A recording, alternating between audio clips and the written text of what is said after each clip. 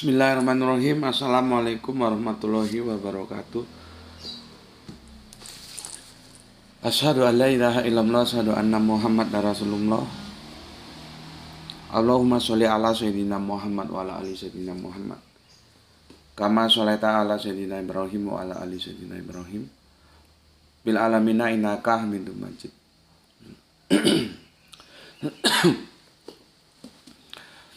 Sebelumnya kita panjatkan dahulu doa kepada Gusti Allah Agung untuk saudara-saudara kita yang telah memberikan sholawatnya kepada channel dakwah ini, sehingga channel ini dapat dengan setia eksis hadir dalam ruang-ruang diskusi kalian semuanya dimanapun kalian berada.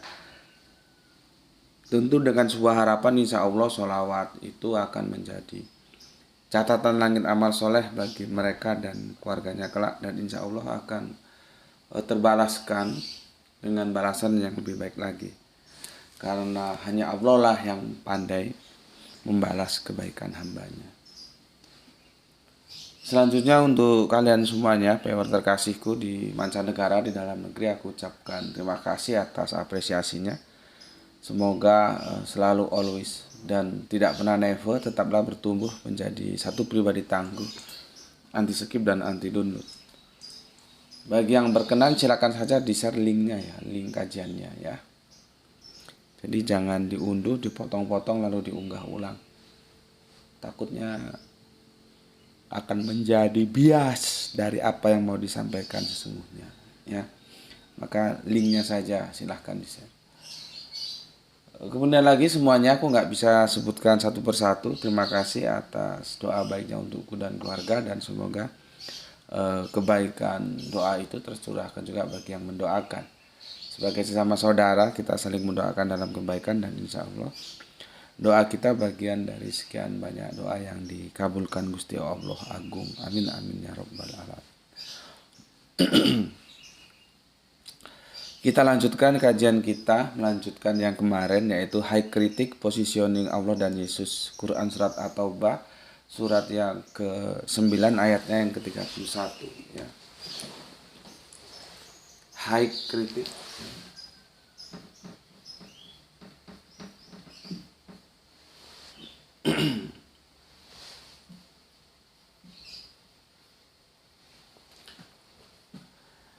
position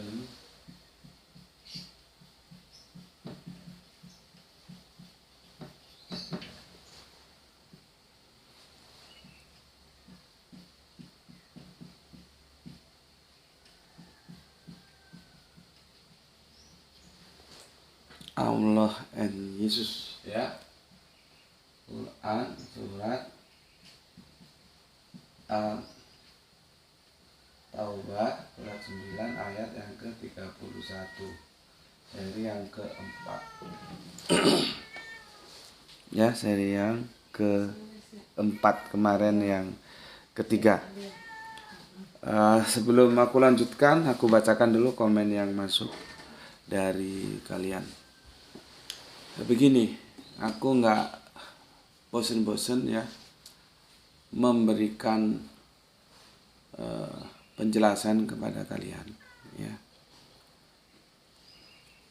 Kalau mau tanya, yaitu tanya yang bagus ya, tanya yang baik.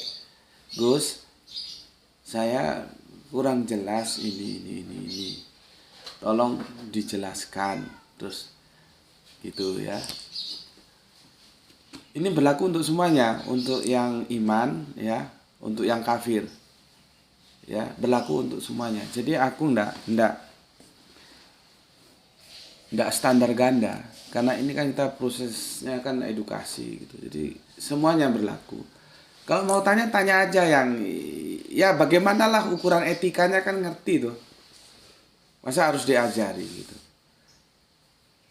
Nggak usah terlalu muluk-muluk bicara agama lah. Moralitas itu sudah cukup membimbing kita. Apalagi sebagai orang yang beragama. Kan ada, kalau ini pantas, ini nggak pantas gitu. Ya. Jadi kalau mau tanya saja. Ya. Pasti aku jawab kok. Kan banyak teman-teman, siapapun kalau pertanyaannya itu santun, itu justru mencerminkan kamu, oh bahwa kamu punya agama gitu loh. Lah kalau kamu bilang kamu punya agama, apapun agamamu, tapi kelakuanmu bejat gitu ya, untuk apa? Gitu. Ya, apapun agamamu gue nggak ngurus, itu urusanmu ya. Tapi tunjukkan kamu punya agama. Sebetulnya bukan agama ya, morality aja sudah cukup lah, nggak harus jauh-jauh ke sana ya. Bahwa ada etika, ketika kamu mau bertanya, tanya saja. Kalau oot, maaf Gus, oot. Kalau nggak oot ya langsung aja. Gus, saya kurang jelas yang ini tolong dijelaskan gitu. Atau gimana lah, atur yang jelas, itu pertanyaan itu bagus gitu. Karena apa? Pertama, gue bukan orang yang bisa didikte. Nggak bisa. Gue nggak bisa didikte. Siapa lu mau dikte gue? Memangnya gue itu tergantung elu. Jadi nggak ada yang bisa dikte gue, ya. Itu yang pertama. Berikutnya, atau kalau dalam bahasa budaya kita itu, gue tidak akan menari di atas gendang orang lain. Jadi jangan dikte gue, jangan mendikte gue. Kalau tanya-tanya saja, gitu. Jangan menyuruh-nyuruh, mendikte-dikte, jangan. Ya, itu yang pertama. Yang kedua, kalau ada pertanyaan dari kafir atau dari Islam sendiri pun, ya, itu gue menyaring. Sebetulnya ada yang tidak perlu untuk gue tanggapi, gue jelaskan.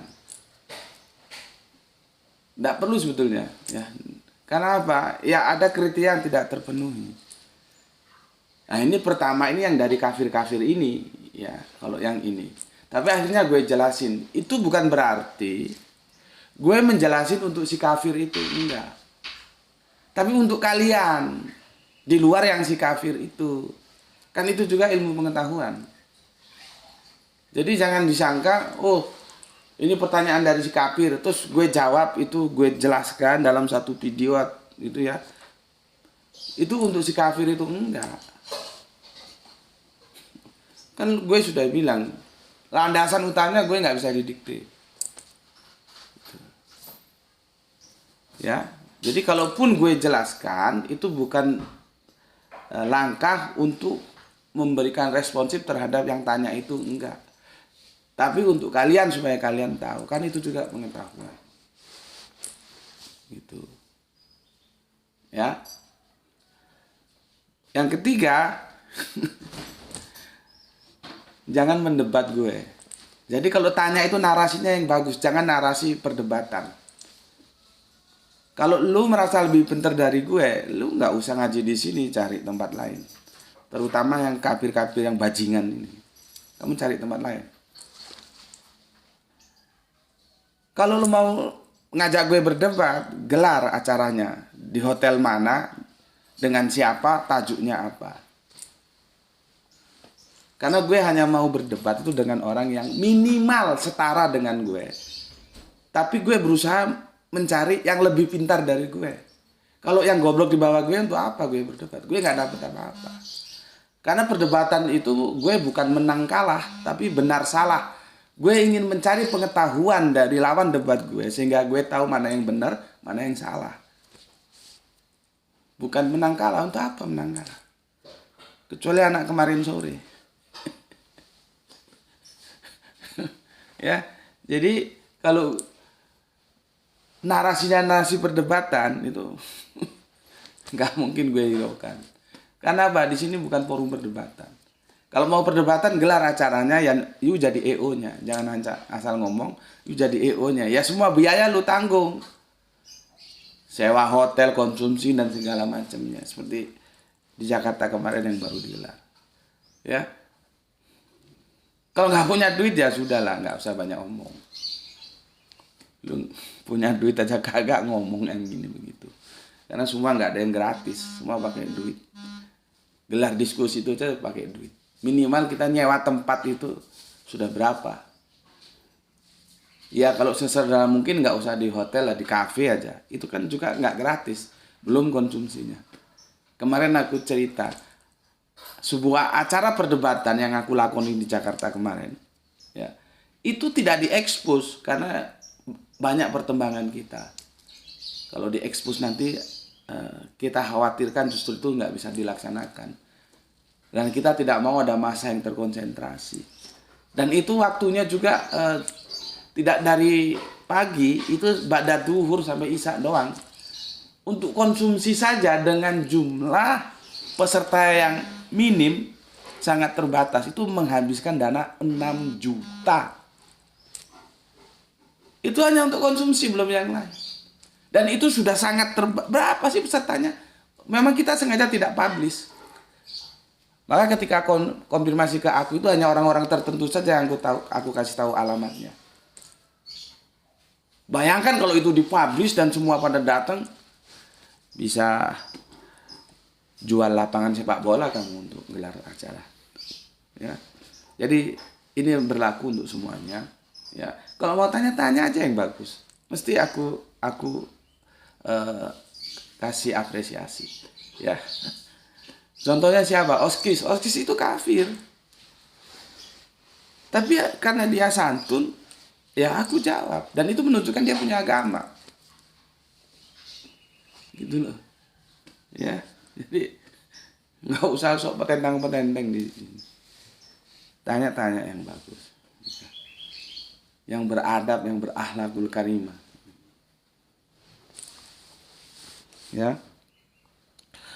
Pesan ini untuk semuanya, untuk yang Islam, untuk yang kafir, tapi lebih tertuju untuk yang kafir karena lebih banyak yang kafir yang seperti aku maksudkan tadi.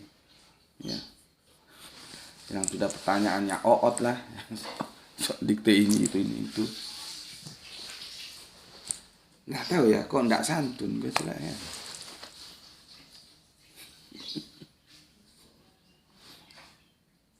Oke, kita masuk ke kolom komentar ya.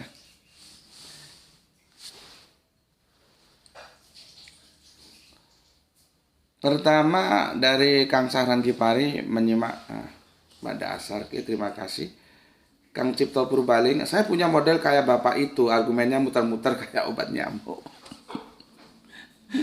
Ya memang itulah Kang Mas Cipto Purbaling ya. Semoga sehat selalu yang ada di daerah IKN sana ya, Kalimantan ya. Dengan kondisi seperti itu kan jadi sulit kalau kita tidak menyiapkan hati untuk berlapang dada ya. Muter-muter. Makanya ketika aku ingin mengunggah video diskusiku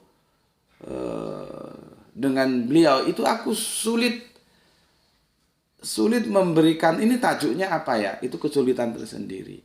Sulit lagi pada bagian mana itu yang harus kan dijadikan seri 1, seri 2. Itu cari jedahnya itu sulit. Karena apa? Ya muter-muternya itu. Makanya kalau teman-teman nanti insya Allah nanti kan seri tamatnya kita unggah nanti di malam Isnin kalau nggak malam Ahad ya, akhir pekan ke depan ini ya. Itu kan seri kedua masih kan. Dan nanti mungkin ada lagi yang mau aku muat. Kalau dia videonya itu maksud gue lu tonton sepertinya tidak tertata rapi ya, karena aku dan Grahito itu agak kesulitan menatanya. Harusnya kan runut dia ya, maka ya dimaklumi saja. Tapi setelah gue pikir ya sudahlah, aku harap sih pemirsanya itu cerdas, jadi bisa memaklumi, oh karena kondisinya seperti ini gitu. Yang paling menjadi masalah itu muter-muternya itu. Yang katanya Kang Mas Cipto Purbaling itu seperti obat nyamuk. Ya kita harus bersabar menghadapi seperti itu ya. Makanya kalau videonya itu terunggah seperti itu ya, ya karena kondisinya seperti muter-muter itu sulit. cari jedanya di mana, terus tajuknya nanti apa, sudah bergerak maju, mundur lagi dia gitu. Yang aku tawarkan kan begini sebetulnya, supaya aku bisa mengarahkan beliau itu, satu tema kita selesaikan sampai selesai. Kalau itu kan nggak, satu tema belum selesai dia sudah ke tema lain. Nanti tema lain belum selesai ke tema lain lagi. Ke tema lagi menurut saya balik lagi ke tema. Jadi benar katanya Kang Mas Cipto Purbalingga, muter-muter kayak obat nyamuk. Padahal gue sudah bilang satu tema aja Pak. Tentang apa? Kita bikin habis ini tema. Jadi kalau kita bikin jajanan, kita bikin goreng pisang. Nah, goreng pisang ini sampai selesai digoreng ya, mulai dikupas, dikasih tepung, digoreng sampai selesai sehingga bisa kita makan.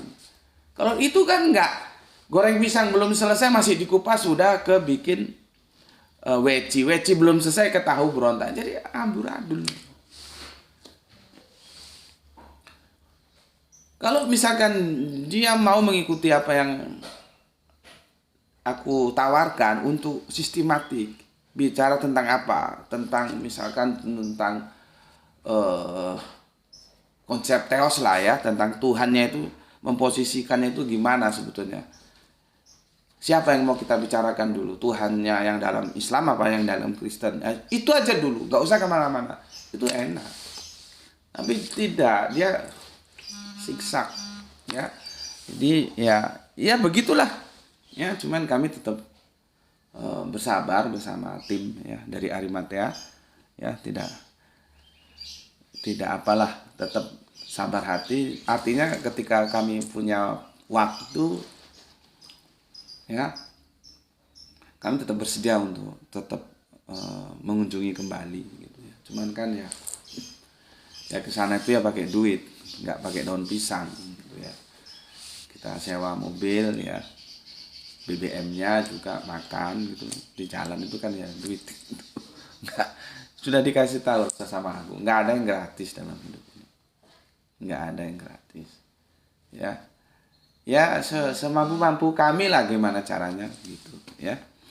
Gitu Kang Mas Cipto Purbalingga, benar sekali apa yang jenengan sampaikan, bahwa muter-muter kayak obat nyamuk gitu. Makanya gue kadang pikir dalam usia sesepuh itu gimana ya caranya gitu.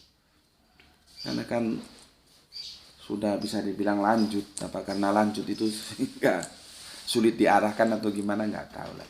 Yang jelas kami tetap berusaha untuk sabar hati gitu. Kang Mas Cipto Purbalingga ya. Oke, kemudian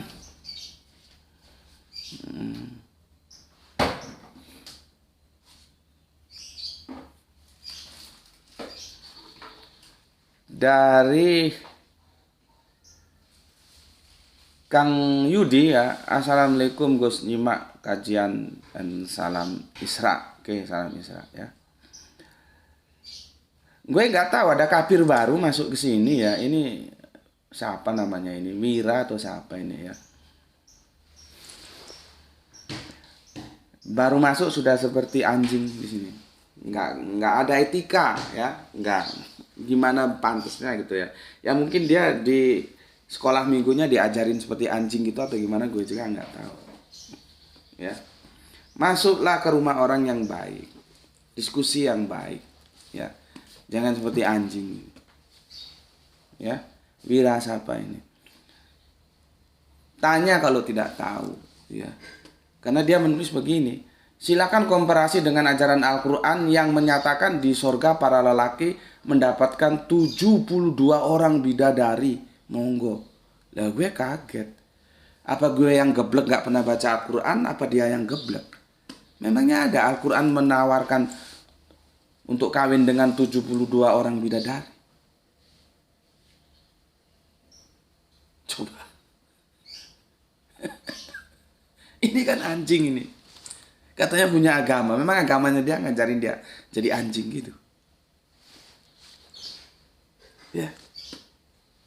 Gue sampai berpikir, apa gue yang geblek, apa dia yang geblek? Ya, Di mana letak ayat Al-Quran menjanjikan silakan menikahi 72 orang bidadari di surga nanti? Mana ada?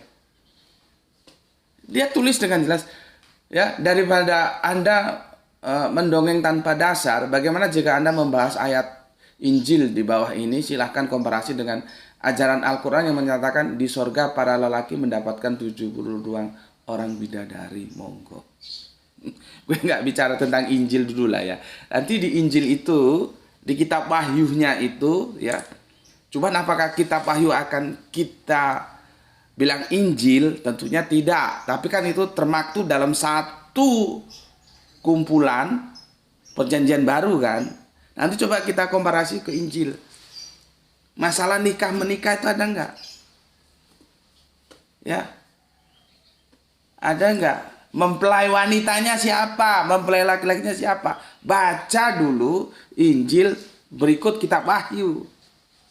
Tapi kita abaikan lah itu. Gue mau sangat menjadikan gue ini bertanya-tanya, ini anjing dari mana baru masuk sudah seperti ini gitu ya. Gue nggak tahu apakah dia orang lama nama baru atau gimana. Karena kan kalian paling jago lah ya. Satu orang bisa punya 10 nama. Gue terus terang yang begitu nggak ngerti gitu. Tapi kan gue tidak perlu ngurus nama lu siapa, dari substansi komentarnya aja yang gue lihat ya. Di mana ada Al-Quran mengajarkan bahwa laki-laki mendapatkan 72 orang bidadari? Itu yang pertama. Jadi gue yang gebek apa dia yang goblok? Ya. Coba tunjukkan ayatnya di mana. Ya.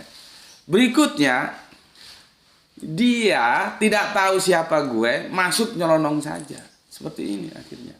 Karena dia pantasnya mengajukan pertanyaan ini kepada mainstream. Karena pemahaman gue tentang who is bidadari itu beda dengan pemahaman gue dibanding pemahaman mainstream tentang bidadari. Beda. Dia nggak lihat ke sana dulu. Bagaimana diskusinya bisa jalan dengan baik. Sama dengan teman-temanku, saudara-saudaraku Islam. Kalau kamu mau diskusi dengan saudaramu kafir Kristen itu, kenali dulu dia.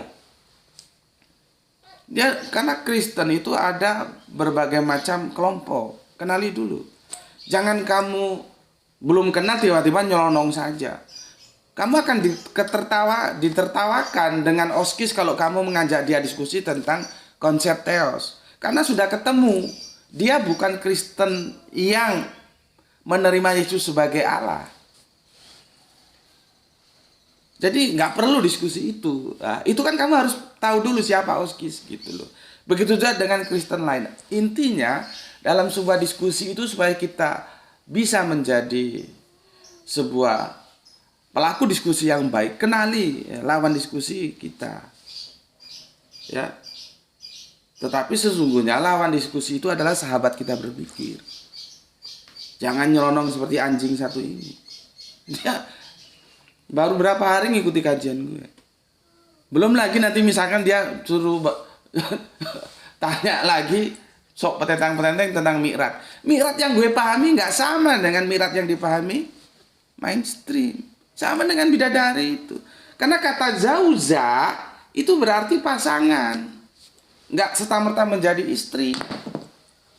Tapi geblek seperti ini masa tahu bahasa Arabium? Kan? Jadi gimana ya? Ya itulah, memang levelnya beda. Beda level, ya. Geblek seperti ini mau masuk ke kajian kita ya akhirnya seperti anjing seperti ini. Beda level memang. Kok mau dipaksakan nggak bisa, gitu, ya. Seharusnya dia tanya dulu, atau paling tidak dia ikuti dulu kajian gue tentang bidadari itu apa. Baru nanti masuk ke diksi zauza itu apa. Tidak serta-merta istri. Memangnya gue sepakat. Gue kan pernah cerita dulu sama lu. Gue diskusi sama teman Kristen pada waktu itu di Facebook, ya. Terus dia ajukan potongan video di mana ada itu narasumbernya itu masih masih muda sekali gitu ya. Dia seperti ini cerita tentang bidadari gitu. Gue bilang, lu salah orang, bos. Apa lu kira gue sepaham dengan ustadz yang ada di video itu tentang bagaimana memahami bidadari? Kalau lu mau ajukan ini, ajukan kepada dia. Jangan sama gue. Gue tidak sepakat dengan dia. Sama dengan nanti yang ada ustadz terkenal itu, gue juga orang pikirannya kok ngeres gitu. Jadi laki-laki itu mampu apa namanya? Setelah ejakulasi mampu lagi. Maaf karena memang harus dijelaskan. Tolong jangan disalahpahami kok saru itu kata orang Jawa saru. Opo van saru ku Ivan. Bukan saru, ini memang harus dijelaskan. Ilmu itu begitu ya. Harus dijelaskan supaya paham. Ya, setelah ejakulasi terus berhubungan lagi sampai ejakulasi berhubungan lagi terus perawan terus. Gue tidak sepakat dengan pemahaman itu. Tahu jing? Kok surga kok urusan selangkangan? Kalau surga urusan selangkangan di dunia ini banyak selangkangan lu cari itu. Ya, jadi pahami dulu, kenali siapa gue. Ya. Beda, pemahaman gue tentang bidadari beda. Tentang Jauza juga beda. Kok lu ujuk-ujuk petentang-petenteng di sini, ya. Memangnya lu kok sekolah minggu sama pendeta lu nggak diajari bagaimana berdiskusi yang baik? Masa orang Kristen seperti ini? Gitu kok ngaku Kristen. Bikin malu aja. Ya. Berikutnya Kang Yudi ya. Assalamualaikum Gus. Waalaikumsalam. Nyimak kajian N Salam Isra. Oke, terima kasih ya. Ada lagi si berapu-berapu ini ya, sudahlah itu urusan kalian. Itu tadi mewakili si kafir-kafir tadi itu ya, sudah.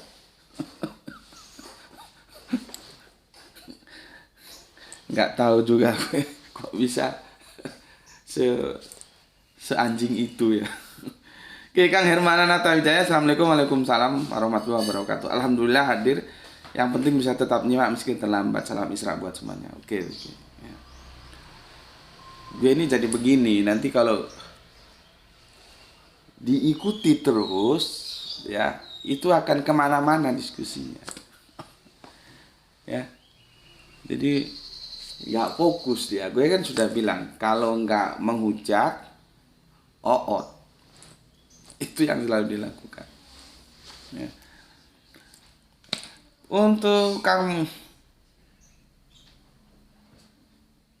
Mas Ilham Gun, ya.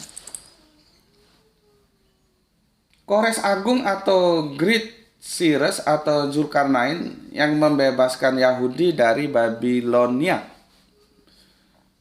Dalam kisah di Yesaya 45 dan di Al-Quran, Quran surat Al-Kahfi ya 8398. Mohon dikoreksi Gurunda. Terima kasih untuk Kang Mas Ilham, nggak tahu Ilham Gun atau Ilham Gan ini, tolong dikoreksi kalau salah baca namanya ya. Yang ada di mana juga aku nggak tahu karena nggak dikonfirmasi. Jadi gini, masalah Zulkarnain itu ada berbagai macam tafsiran, Mas. Ya, kalau kamu kan sudah memfokuskan, kalau aku baca narasimu ya, dia itu Kores, ya. Tapi apakah dia itu benar Kores, itu jadi perdebatan juga, karena banyak penafsir-penafsir yang juga memberikan pilihan siapa sebetulnya Zulkarnain itu. Ya. Ada lagi Kornain itu kurun, 2 kurun.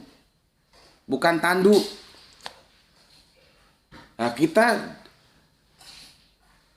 diperintahkan untuk mengupayakan kurun yang kedua. Kurun yang pertama sudah sukses. Kurun yang kedua ini bagaimana? Makanya tuh aku selalu mengatakan, kapan Islam ini kiamah? Nah kalau geblek-geblek semua nggak pernah ngaji, mana bisa kiamat. Orang Al-Quran saja maknanya menjadi salah tetap dipegang kok nggak pernah dibenerin. Wasaton itu artinya penentu bukan tengah. Jadi seharusnya umat yang menentukan. Jadi kita ini diperintahkan untuk bangkit untuk kiamat menjadi umat yang menentukan, bukan yang ditentukan. Tapi ketika terjemahannya sudah kacau, umat pertengahan. Lah kalau di tengah-tengah terus ngapain gitu loh. Cuma kan terjemahan itu sudah membahana ke seantero jagat ini. Jadi begitu, ada yang memahami juga itu kurun, periode, masa. Ya. Kalau kamu di sini kalau aku baca langsung itu kamu arahkan kepada Kores. Ya, sedangkan itu belum tentu Kores karena terjemahan-terjemahan lain itu banyak yang menisbahkan ke bukan Kores, ya. Jadi kalau Yesaya ya dikomparasi dengan Al-Kahf terus mohon dikoreksi Gurunda. Dikoreksi apanya? Gue belum tahu juga. Ya. Gue belum tahu juga. Gini aja dah ya.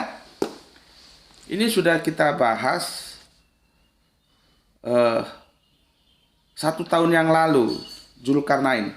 Siapa sosok Zulkarnain yang diceritakan Al-Quran ya?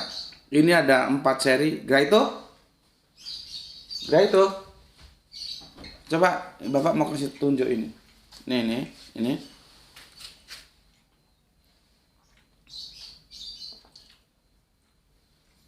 Nah, itu Mas ya. Nanti kamu tonton tuh 4 seri ya.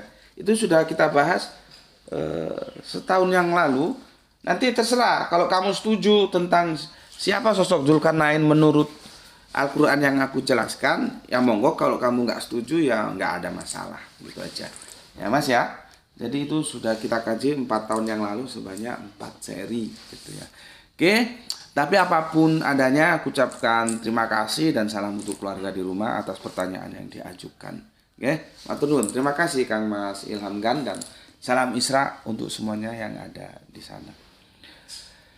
Kemudian Pak Abdul Muluk, Assalamualaikum dari Sedang Jenimak Go. Semoga keluarga di Batu selalu diberikan kesehatan yang prima dan rezeki yang berkah serta salam Isra untuk saudaraku semuanya. Oke, amin amin ya robbal alamin. Waalaikumsalam. Begitu juga Pak, dari sini aku panjatkan doa salam Isra untuk bil khusus Bapak Abdul Muluk sekeluarga dan secara umum untuk semuanya saudara Islamku yang ada di Deli Serdang. Oke, salam Isra. Kemudian untuk soleha kita Rahani ya, Assalamualaikum, salam Isra Tuan Guru, oke, terima kasih atas 3 merah hatinya. Waalaikumsalam warahmatullahi wabarakatuh. Lurah Tangerang, Bapak Iwan Tamim, salam Isra, semoga mendapat rezeki yang barokah dan kesehatan yang prima. Amin, amin ya. Terima kasih atas 3 merah hatinya ya. Kemudian soleha kita Giswati, alhamdulillah Palu hadir kedua, salam Isra Tuan Guru dan buat semua yang ngaji. Oke, matur nuwun, salam Isra juga. Terima kasih atas 3 merah hatinya. Terus soleha kita, bu guru kita Rini Demak Hadiro Gus, masih mengawasi UAS hari yang ke-6. Oke, matur nuwun, salam Isra semuanya untuk yang ada di Demak ya, dan selamat menjalankan tugas mengawasi ya. Kalau aku dulu ya, waktu jadi mahasiswa itu, kalau ujian itu kan ada pengawas ujian. Tapi aku balik, bukan pengawasnya yang mengawasi aku, tapi aku yang mengawasi pengawasnya. Jadi pengawasnya justru diawasi. Kapan dia lupa kita buka buku. Karena untuk orang teknik itu tidak semuanya open book. Ada yang close book. Ya. Teknik itu kan berbicara tentang rumus-rumus yang segudang itu. Kalau ujiannya itu open book, kita bisa buka buku, tapi close book nggak bisa. Nah, ketika ujian close book itu kadang-kadang kita lupa rumus atau apa ngitung gitu ya. Jadi kita awasi pengawasnya itu kapan dia lengah, kita buka buku. Ini rumusnya gimana sih gitu. Ya, jadi kalau ujian waktu aku jadi mahasiswa bukan aku yang diawasi tapi aku yang mengawasi dosen. Ini sekarang soleha kita sedang jadi pengawas ya. Oke, terima kasih. Itu sudah aku bacakan semua. Sekarang kita masuk ke diskusi kita yang kemarin ya. Sudah aku katakan ya, baca di surat At-Taubah 9 dimulai ayat yang ke-30 baru ke-31 ya. Oke.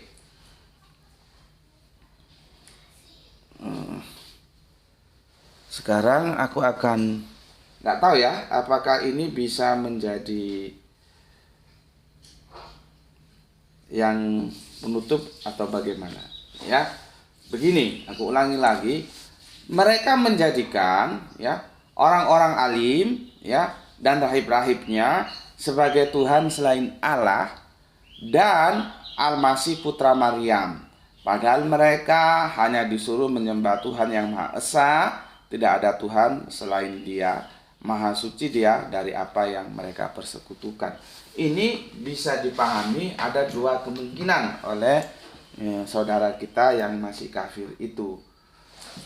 Pertama, bahwa Allah itu ya Isa itu ya Yesus itu. Ya. Berarti dia tetap tunggal. Ya. Tunggal. Kalau sudah begini, maka sorob nahunya huwa dan huma itu tidak berlaku. Karena dia tetap berpandangan tunggal. Ya. Allah itu ya Yesus, Yesus itu ya Allah. Ya. Yang kedua, ini dua pribadi yang berbeda ya. Bahwa Allah itu sama dengan Yesus ini itu dua pribadi, maka itu bisa berlaku untuk mengkanternya yang huwa dan huma. Ya. Tapi dia setara. Setara. Ya. Ini pendapatnya beliau yang bertanya. Karena apa? Karena penempatan Al-Masih putra Maryam ya itu sesudah Allah, itu yang dia permasalahkan. Ya. Mau dia begini, mau dia. Mereka menjadikan orang-orang alim dan rahib-rahibnya dan Al-Masih putra Maryam sebagai Tuhan selain Allah. Mau dia begitu. Tapi Al-Quran kan nggak mau begitu. Al-Quran justru mereka menjadikan orang-orang alim dan rahib-rahibnya sebagai Tuhan selain Allah dan Al-Masih putra Maryam. Nah, itu loh yang menjadi perdebatannya itu di situ, peletakan narasinya setelah wow. Ya, kan ada diksi wow itu ya. Ya. Di sini mana aku cari tadi? Wal masihabna Maryam. Nah, itu kan ada wawunya itu ya. Maryam. Ada waw, itu artinya dan. Itu seharusnya maunya dia itu di belakang. Bareng sama rahib-rahib, bareng sama orang-orang alim, ya. Baru ditutup oleh sebagai Tuhan selain Allah. Itu mau dia. Karena adanya tekstual tidak begitu, ya. Tetapi seperti yang sudah aku baca tadi, mereka menjadikan orang-orang alim, rahib-rahibnya sebagai Tuhan selain Allah dan Al-Masih putra Maryam.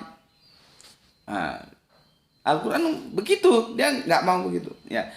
Terus dari penempatan yang di belakangnya Allah itu dia menyimpulkan dengan alternatif yang seperti ini. Nah, siapa itu? Bisa jadi Yesus itu Allah. Bisa jadi Allah itu sendiri, Yesus itu sendiri tapi setara. Gitu loh.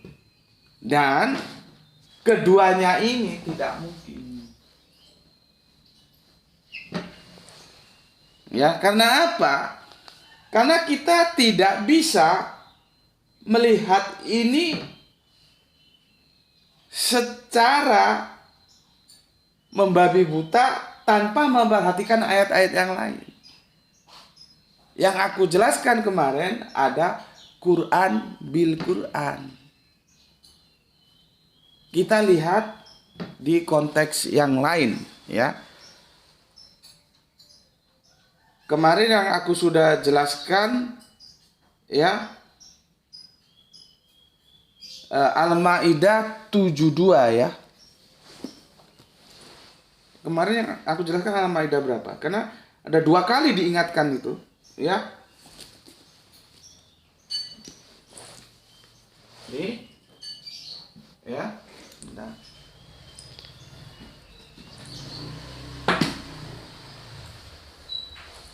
Quran surat Al-Maidah surat yang ke-5 72. Ya, begini. Sungguh telah kafirlah orang-orang yang berkata sesungguhnya Allah itu dialah Al-Masih putra Maryam. Ya, dia pakai pembuka narasinya lakot. Jadi saat temen nih, sungguh sekali, ya. Sungguh telah kafir orang yang berkata sesungguhnya Al-Masih itu, ya, dialah putra Maryam. Padahal Al-Masih sendiri berkata, wahai Bani Israel, ya, sembahlah Allah. Siapa dia? Tuhanku dan Tuhanmu. Bukan aku ini Tuhan Allah, bukan, ya. Sesungguhnya barang siapa yang mempersekutukan tentang Allah, syirik sudah aku jelaskan kemarin, ya, di seri yang ketiga, ya. Maka sungguh Allah mengharamkan surga baginya dan tempatnya ialah neraka, ya. Dan tidak ada seorang penolong pun bagi orang-orang yang zalim. Jadi tidak mungkin ini bisa dipahami seperti ini. Tidak mungkin surat 931 atau batu bisa dipahami. Dia dikanter oleh Al-Maidah 72. Ya. Terus kita lihat lagi di Al-Maidah yang ke-17. Ya. Ini yang kemarin sudah aku jelaskan kan? Sekarang ya.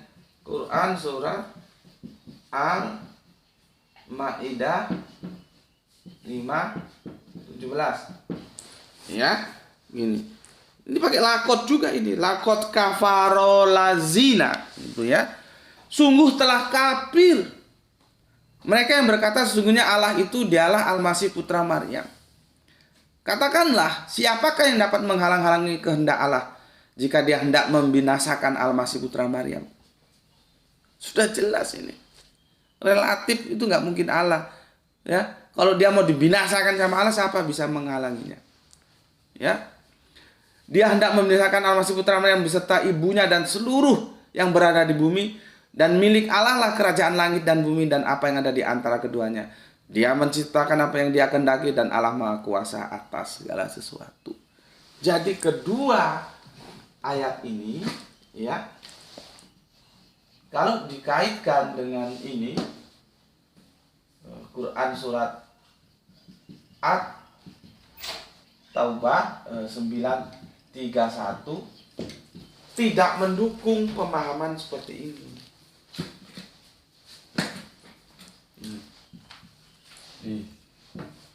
Tidak mendukung,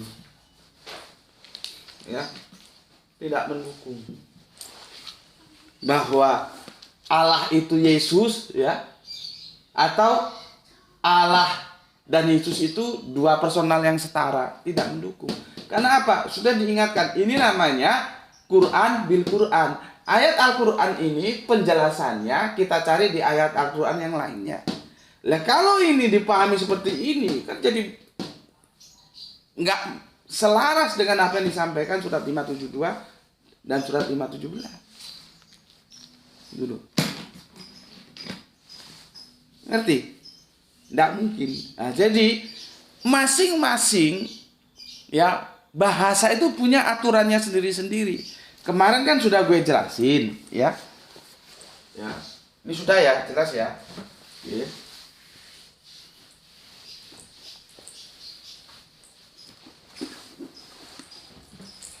Ya. Kenapa sih kok nggak 124.000?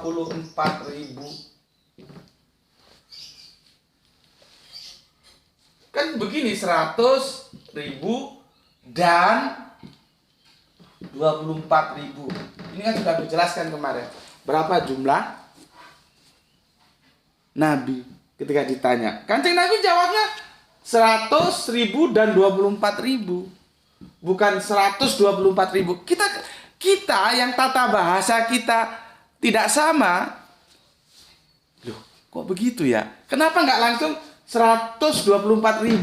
Kan gitu seharusnya. Tapi kan nggak bisa karena memang tata bahasanya beda-beda. Yang pertama.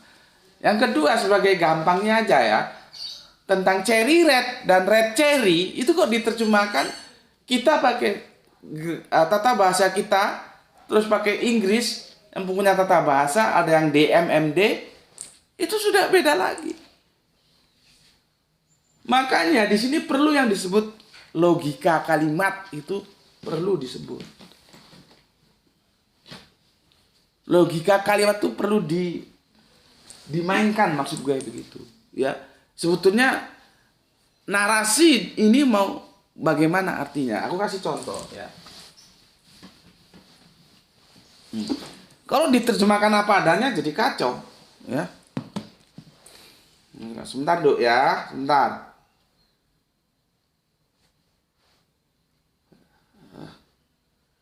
Sebentar aku. Nah, ini ya. Kalau diterjemahkan apa adanya ke dalam bahasa kita jadi kacau. Ini ada di Yohanes 1:14 yang sudah kita diskusikan kemarin. Ini begini dia. Kai ya itu ya adapun ya. Terus ho ya itu ya. Kai ho logos. Logos ya. Firman ya. Firman. Terus sak ya. Sak ini daging. Ya. Terus egeneto yang sudah kita diskusikan kemarin ya. Ini menjadi. Coba kamu terjemahkan menurut tata bahasa kita. Apa adanya wis. Kan menjadi, adapun itu firman daging menjadi. Terus kita akan protes. Seharusnya egeneto itu di sini. Setelah logos baru ya sak. Kai hologos egeneto sak. Ya itu kan tata bahasa kita.